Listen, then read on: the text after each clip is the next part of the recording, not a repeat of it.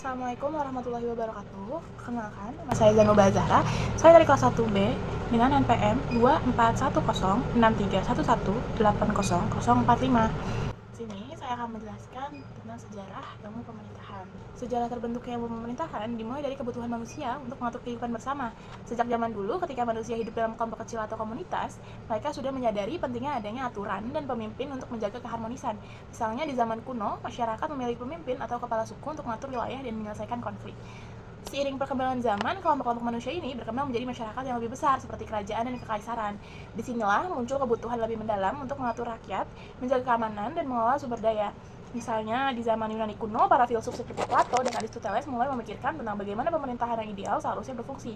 Mereka mengembangkan konsep-konsep seperti keadilan, demokrasi, dan peran pemimpin dalam mengatur masyarakat.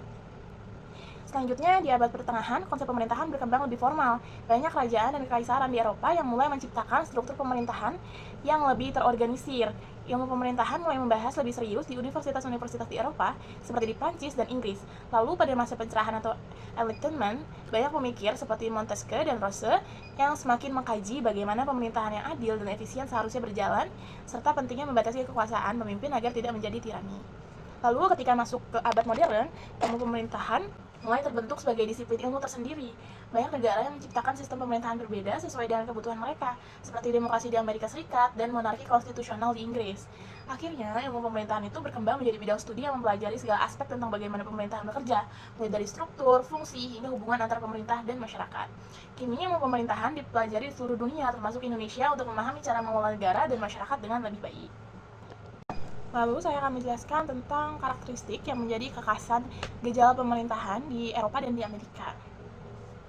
Gejala pemerintahan di Eropa dan Amerika memiliki beberapa karakteristik khas yang mencerminkan latar belakang sejarah dan budaya masing-masing wilayah.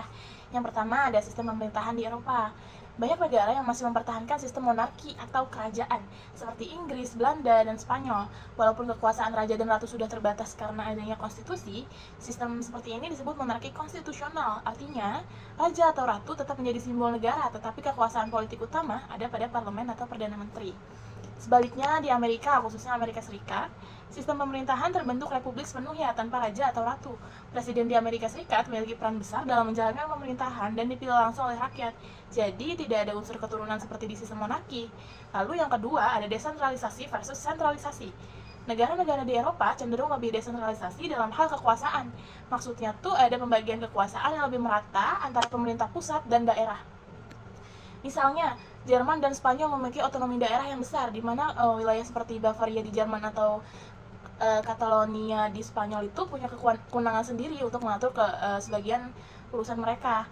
Di Amerika Serikat ada juga pembagian kekuasaan antara pemerintahan federal dan negara bagian. Tapi negara bagian di sana itu memiliki kebebasan yang lebih besar untuk menetapkan hukum mereka sendiri. Contohnya, hukum tentang pendidikan dan kesehatan di Texas bisa berbeda dengan di California. Lalu yang ketiga, ada budaya politik.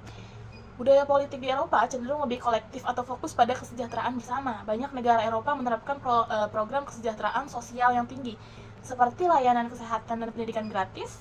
Mereka lebih fokus pada perlindungan sosial dan hak-hak pekerja dengan pengaruh kuat dari partai-partai berhaluan kiri atau sosial demokratis. Di Amerika, budaya politiknya itu lebih individualistis, di mana kebebasan individu dan hak pribadi sangat dihargai. Sistem pemerintahannya lebih condong ke liberalisme ekonomi, jadi peran negara dalam mengatur ekonomi atau memberikan layanan sosial sedikit lebih terbatas dibandingkan di Eropa. Oleh karena itu, layanan kesehatan dan pendidikan di Amerika banyak bersifat swasta atau berbayar. Lalu yang keempat, ada sistem partai dan pemilu di Eropa. Sistem partai politik biasanya lebih beragam dan banyak negara memiliki sistem multipartai. Artinya, ada beberapa partai yang berbeda ideologi dari kiri ke kanan yang memiliki peluang untuk berkuasa atau berkoalisi dalam pemerintahan. Parlemen Eropa juga lebih aktif dan memiliki banyak partai yang memiliki berbagai suara.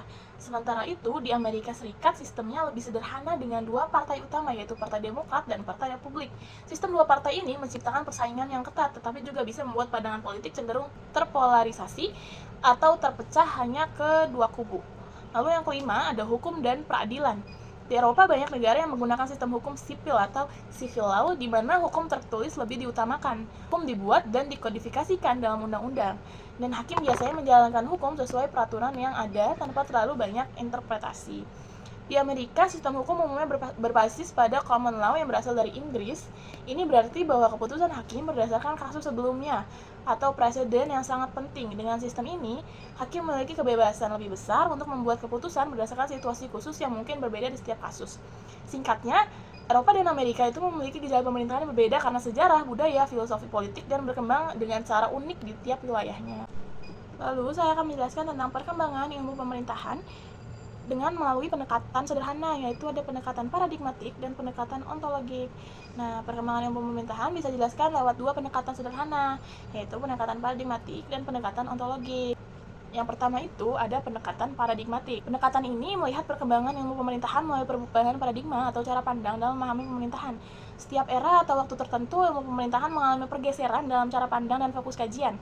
Di beberapa tahapannya itu, yang pertama, paradigma tradisional atau klasik. Di tahap ini, pemerintahan itu lebih dipandang sebagai organisasi formal dengan fokus pada struktur, aturan, dan wewenang yang ada. Paradigma ini melihat pemerintah sebagai lembaga yang bertugas mengatur masyarakat dengan aturan yang jelas. Lalu yang kedua ada paradigma manajemen publik. Selanjutnya, fokus bergeser pada manajemen pemerintahan atau administrasi publik. Pemerintahan ini dipandang seperti organisasi bisnis yang perlu dikelola dengan efisien, dengan konsep-konsep seperti birokrasi, efisiensi, dan produktivitas menjadi fokus utama.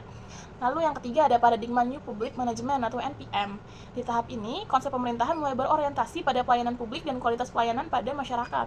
Pemerintahan tidak hanya diharapkan mengatur, tapi juga harus memberikan pelayanan yang baik dan responsif, mirip seperti ke perusahaan yang fokus pada kepuasan pelanggan.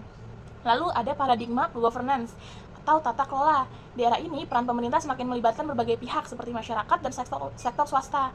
Pemerintahan bukan hanya menjalani aturan, tapi juga membangun kemitraan dengan masyarakat untuk mencapai tujuan bersama. Pemerintahan bertindak sebagai fasilitator, bukan hanya pengatur. Lalu yang kedua, ada pendekatan ontologik. Pendekatan ini melihat perkembangan ilmu pemerintahan dari segi hakikat atau esensi pemerintahan itu sendiri. Pendekatan ontologik menelusuri bagaimana konsep dasar dari pemerintahan berkembang dan berubah seiring waktu. Berikut tahapannya. 1. Ada tahap ontologis awal atau hakikat kekuasaan. Pada tahap ini, konsep dasar ilmu pemerintahan adalah kekuasaan, yaitu bagaimana pemerintah mengatur dan mempertahankan kekuasaannya. Pemerintahan dilihat sebagai alat untuk menjalankan kekuasaan dan mengontrol masyarakat agar taat pada aturan. Tahap kebijakan dan fungsi pemerintah yang kedua itu kemudian konsep ini berkembang menjadi fungsi dan peran pemerintah dalam menjalankan kebijakan publik. Ilmu pemerintahan mulai meneliti kebijakan-kebijakan yang harus dibuat pemerintah agar masyarakat bisa hidup dengan nyaman dan teratur.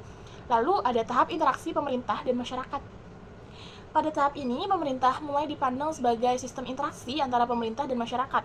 Pemerintah harus mendengarkan masyarakat dan bekerja sama untuk mencapai tujuan bersama, bukan sekedar memegang kekuasaan. Lalu ada demokratisasi dan pelayanan publik. Pada tahap ini, fokusnya adalah pada pelayanan publik dan proses demokratisasi. Pemerintahan dilihat sebagai pelayanan kepada masyarakat dengan pemerintah yang transparan, bertanggung jawab, dan fokus pada kepentingan rakyat. Secara sederhana, perkembangan ilmu pemerintahan berawal dari konsep kekuasaan dan struktur formal, lalu bergeser ke fokus pelayanan dan keterlibatan masyarakat. Baik pendekatan paradigmatik maupun ontologik, keduanya menunjukkan bahwa ilmu pemerintahan tidak hanya soal aturan dan kekuasaan, tapi juga melibatkan interaksi, pelayanan, dan tata kelola yang baik untuk masyarakat. Sekian penjelasan dari saya. Assalamualaikum warahmatullahi wabarakatuh.